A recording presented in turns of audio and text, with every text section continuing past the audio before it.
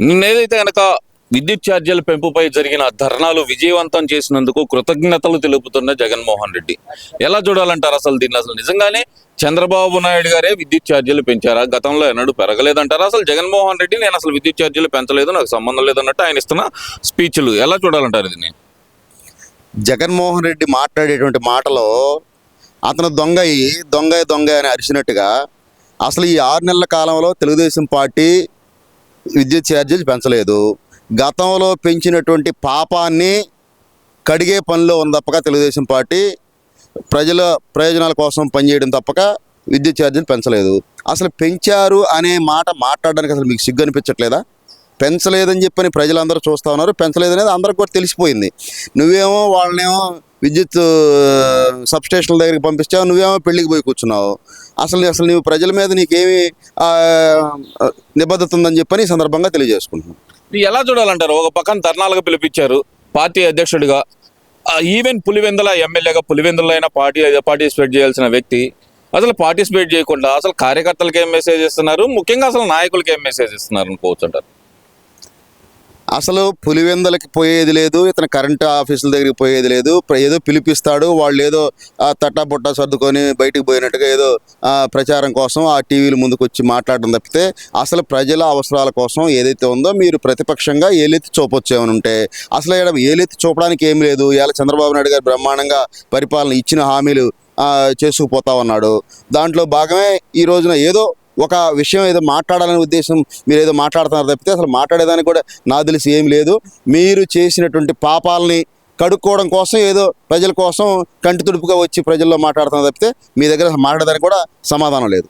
ముఖ్యంగా YCP MLA మాజీ మంత్రి అయిన రోజా మాట్లాడుతూ ఒక తీవ్రమైన వ్యాఖ్యలు అయితే చేస్తుంది. మీకు దమ్ముంటే నా మీద కేసులు పెట్టుకోండి, దమ్ముంటే అరెస్ట్ చేసుకోండి, మీరు అంతకు మించి ఏం చేయగలరు, తప్పుడు కేసులు పెట్టడం తప్ప అంటూ తీవ్రమైన ఆరోపణలు కూటమి ప్రభుత్వం మీద అయితే చేస్తున్నారు కదా. అది వాస్తవమే అనుకోవచ్చు అంటారా? తప్పుడు కేసుల్లో రోజాని ఇరికించడానికి ప్రయత్నం జరుగుతుంది అనుకోవచ్చు అంటారా?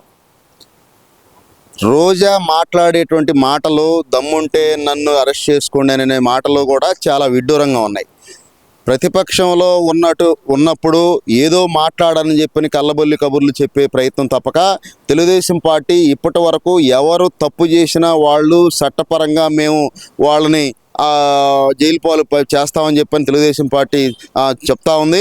ఈ రోజున ఇన్ని రోజుల కాలంలో కూడా ఎవరి జోలికి ఎందుకు వెళ్ళలేదు అనేది కూడా మీకు తెలుసు. ఆ విషయం ప్రజల పక్షాన ప్రజలతో కలిసి పనిచేసేటువంటి ప్రభుత్వం ప్రజలకి మేలు చేసే విధంగా ఈ కక్ష సాధింపులు మీరు చేసినట్టుగా మీరు అందరిని మీద కేసులు పెట్టి కులాలకు అతీతంగా బీసీ, ఎస్టీ, మైనార్టీ, ఓసీలు అందరిని కూడా ఆ రోజున జైలు పాలు చేసినటువంటి పరిస్థితి. ఆ జైలు పాలు చేసినటువంటి పరిస్థితుల్లో ఈ రోజున మీలాగా ఏ తప్పు లేకుండా ఎప్పుడు కూడా తెలుగుదేశం పార్టీ కేసులు పెట్టే ప్రసక్తి లేదు. మీరు తప్పులు చేసినారు, వాటి విషయం అన్నీ కూడా ఎవరైతే ఉన్నారో అందరి మీద కూడా ఒక విచారణ అనేది జరుగుతూ ఉంది. అవన్నీ కేసులు తీసి ఎవరిని వదిలే ప్రసక్తే లేదు. ఎవరు తప్పులు చేసి ఉంటే చట్టపరంగా వాళ్ళందరినీ కూడా మళ్ళీ జైళ్ళకి పంపించే పరిస్థితి, అరెస్టులు చేసే పరిస్థితి తప్పకుండా ఉంటుంది. ఈ రోజున మీ పని అరెస్టులు చేసేదో లేకపోతే మీ పని పట్టుకుంటే రాష్ట్ర అభివృద్ధి కుంటుబడుతుందని ఉద్దేశంతో ఈ రోజున డెవలప్మెంట్ కోసం, అభివృద్ధి కోసం, కంపెనీలు తీసుకురావడం కోసం అందరూ కూడా దాని మీద మనసు పెట్టి ప్రజల కోసం, ప్రజలకు ఇచ్చిన మాట కోసం, ప్రజలకు ఇచ్చినటువంటి ఏదైతే హామీలు ఉన్నాయో అవి నెరవేర్చే దానికోసం ప్రభుత్వం పనిచేస్తుంది. మిమ్మల్ని అరెస్ట్ చేయడానికి కాదు. అరెస్ట్ చేసే అవసరం వచ్చి అరెస్ట్ చేసే తప్పులు చేసినారు కాబట్టి తప్పకుండా బయట తీస్తారు. త్వరలోనే మీకు అది గతి పడుతుంది, దాంట్లో అనుమానమే లేదు.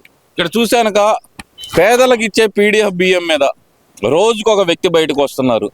ముఖ్యంగా చూస్తే మొన్నటి వరకు ద్వారంపూడి చంద్రశేఖర్ రెడ్డి ఒక్కళ్ళే అనుకుంటే కనుక దాని తర్వాత పేరు నాని వచ్చారు, పేరు నాని తర్వాత కొడాలి నాని, ఇప్పుడు చూస్తే బుగ్గన మాజీ ఆర్థిక శాఖ మంత్రి బుగ్గన రాజేంద్ర ప్రసాద్ కూడా ఆయన రాజేంద్రనాథ్ రెడ్డి గారి బంధువుల గోడౌన్లో కూడా అక్రమాలు. ఎలా చూడాలంటారు అసలు దీన్ని? అసలుకి ఒకళ్ళ తర్వాత ఒకళ్ళు బయటకు వస్తున్నారు. ఎన్ని వేల కోట్లు దోచుకొని ఉండొచ్చు అనుకోవచ్చు అంటారు? దాంట్లో తాడేపల్లికి ఎంత ఇల్లు ఉండొచ్చు అనుకోవచ్చు అంటారు? వేల కోట్లు కాదు, ఇంకా పై పై పై మాటే మీరు దోచుకున్నది. ఆ మంత్రి ఈ మంత్రి అని లేదు. ప్రభుత్వంలో జగన్మోహన్ రెడ్డి దగ్గర నుంచి, మంత్రుల దగ్గర నుంచి, ఎమ్మెల్యేల దగ్గర నుంచి మీరు ఆంధ్రప్రదేశ్ యొక్క సంపదను దోచుకొని బియ్యం ప్రతి సామాన్యుడికి ఇవ్వాల్సినటువంటి పరిస్థితి ఇవ్వకుండా, మీరు బళ్ళ ద్వారా మీరు అక్కడి నుంచే రేషన్ షాపుల నుంచి కాకుండా మీ గోడౌన్ల నుంచే మీరు తీసుకుపోయి ప్రతి మంత్రి కూడా దాన్ని భాగస్వామ్యంతో ఓడల ద్వారా వేరే దేశాలకి పంపించినటువంటి పరిస్థితి అందరికీ తెలుసు. దాంట్లో భాగమే ఈ రోజున కూడా అవన్నీ తప్పకుండా తీస్తారు. మీకు బుద్ధి చెప్పే విధంగా తప్పకుండా ప్రభుత్వం పనిచేస్తుంది. ముఖ్యంగా చూస్తే గనక పులివెందుల్లో జరిగిన సంఘటన ఎలా చూడొచ్చు అంటారు? అదేమో తోపులాట అని చెప్పి అక్కడ వైసీపీ నాయకులు చెబుతున్నారు, కాదు తిరుగుబాటు అని చెప్పి మీడియాలో వస్తున్న మాట. ఇది తిరుగుబాట తోపులాట ఏమనుకోవచ్చు అంటారు? 100% పులివెందుల్లో తిరుగుబాటే, దాంట్లో అనుమానమే లేదు. నువ్వు ఎప్పుడు కూడా పులివెందులకి మీ తండ్రి నుంచి మీ తాత నుంచి మీరు అక్కడ ఏదో జనాల్ని బెదిరించి అదిరించి మీరు ఓట్లు వేయించుకునే పరిస్థితుల్లో ఈ రోజున అలా కాకుండా భిన్నంగా జరగడం వల్ల నువ్వు కూడా అదే విధంగా ప్రయత్నం చేస్తున్నావు. జనం కూడా ఎప్పుడు కూడా ఇప్పటికే మీరు చేసిన పాపాలన్నిటికీ పరిహారం వచ్చే విధంగా ప్రజలు మిమ్మల్ని రాకుండా అడ్డుకునే విధంగా మిమ్మల్ని తప్పకుండా రాబో కాలంలో పులివెందుల్లో కూడా ఓడించే పరిస్థితి మీరు తెచ్చుకుంటారని చెప్పి ఈ సందర్భంగా తెలియజేసుకుంటున్నాను. దమ్ముంటే గనక రైతుల సమస్యల మీద చర్చకు వస్తారా, లేదంటే రాజీనామా చేసి ఎలక్షన్లకు వస్తారా అంటూ పిలిపిస్తున్న జగన్మోహన్ రెడ్డి ఎలా చూడాలంటారా? నిజంగానే ఆయన సవాల్ని స్వీకరించే పరిస్థితిలో కూటమి ప్రభుత్వం ఉందంటారా? అసలు ఈ రాజీనామాల కోసం ఇప్పుడే పట్టుబడుతున్నారంటే కనుక కూటమి ప్రభుత్వం అంత విఫలం చెందింది అనుకోవచ్చు అంటారా? మీరు విఫలం చెందారు అనే మాట చాలా తప్పు మాట్లాడుతున్నారు. ఇప్పుడే ఎలక్షన్కి రావడం అనేది నీకు అసలు సిగ్గు అనిపించట్లేదా? 5 సంవత్సరాలు అల్టిమేట్ ప్రజలు ప్రభుత్వాన్ని ఎన్నుకున్న తర్వాత 5 సంవత్సరాల వరకు ఎవరు కూడా ముందుకు వచ్చేటువంటి పరిస్థితి లేదు. తప్పకుండా ఈ 5 సంవత్సరాల్లో ఇచ్చినటువంటి హామీలు నెరవేర్చే దాంట్లో భాగమే 5 సంవత్సరాల పరిపాలన. ఇంకా కూడా మళ్ళీ కూడా 5 సంవత్సరాలు కూడా కూటమి ప్రభుత్వాన్ని గెలిపించే దానికి ప్రజలు కూడా పట్టం కట్టుకొని అదే పనిలో ఈ విధంగా చేసినటువంటి ఏదైతే మనం హామీలు ఇచ్చామో, అన్నా క్యాంటీన్లు కానీ, సిమెంట్ రోడ్లు కానీ, లేకపోతే పెన్షన్లు 1వ తారీఖు ఇవ్వడంలో కానీ అన్నీ కూడా ఒకటికొకటి చేసుకుంటూ పోతున్నారు. తప్పకుండా ఈ 5 ఏళ్లలో రాజధాని నిర్మాణం కానీ, పోలవరం ప్రాజెక్టు కానీ మీరు మీ సొంత అవసరాల కోసం, ప్రయోజనాల కోసం రాష్ట్రాన్ని దోచుకున్నటువంటి పరిస్థితుల నుంచి ఆదాయ వనరులను పెంచి ఈ రాష్ట్రాన్ని డెవలప్ చేసే దాంట్లో, ప్రజల యొక్క ప్రాధాన్యతని పెంచే దాంట్లో, ప్రజల అవసరాల కోసం, ప్రజల ప్రయోజనాల కోసం ఏదైతే అభివృద్ధి చేయాలో అదేవిధంగా రోడ్లు ఈ రోజున మీరు గుంటలు పూడ్చి గుంటలు పూడ్చకుండా మీరు చేసినటువంటి అరాచకాలకి, రోడ్లు జోలికి వెళ్లకుండా ఉన్నటువంటి ప్రయత్నానికి ఈ రోజున రోడ్లన్నీ కూడా ఎక్కడెక్కడంగా పొరపాటున ఏమైనా పూడ్చకుండా ఏమైనా ఉంటే రోడ్లు వేస్తామని చెప్పని మళ్ళీ సైట్ కూడా ఓపెన్ చేసి ఆ సైట్లో మీరు ఎక్కడైతే రోడ్లు పడలేదో మాకు తెలియజేయమని చెప్పని స్వచ్ఛందంగా ఈ రోజున ప్రభుత్వం పనిచేస్తుందని చెప్పని సందర్భంగా తెలియజేసుకుంటున్నాం. చివరిగా ఓ ప్రశ్న, మళ్ళీ వచ్చేది మేమే అంటూ ఘంటాపథంగా నొక్కి చెబుతున్నారు వైసీపీ నాయకులు. 2028లోనే జమిలీ ఎన్నికలు వస్తాయి, మేమే అధికారంలోకి వస్తామంటూ ఘంటాపథంగా చెబుతున్నారు. ఇందులో వాస్తవం ఎంత ఉందనుకోవచ్చు అంటారు? జమిలీ ఎన్నికలు వచ్చే అవకాశం ఉందని చెప్పని ఈ రోజున సెంట్రల్ గవర్నమెంట్ కూడా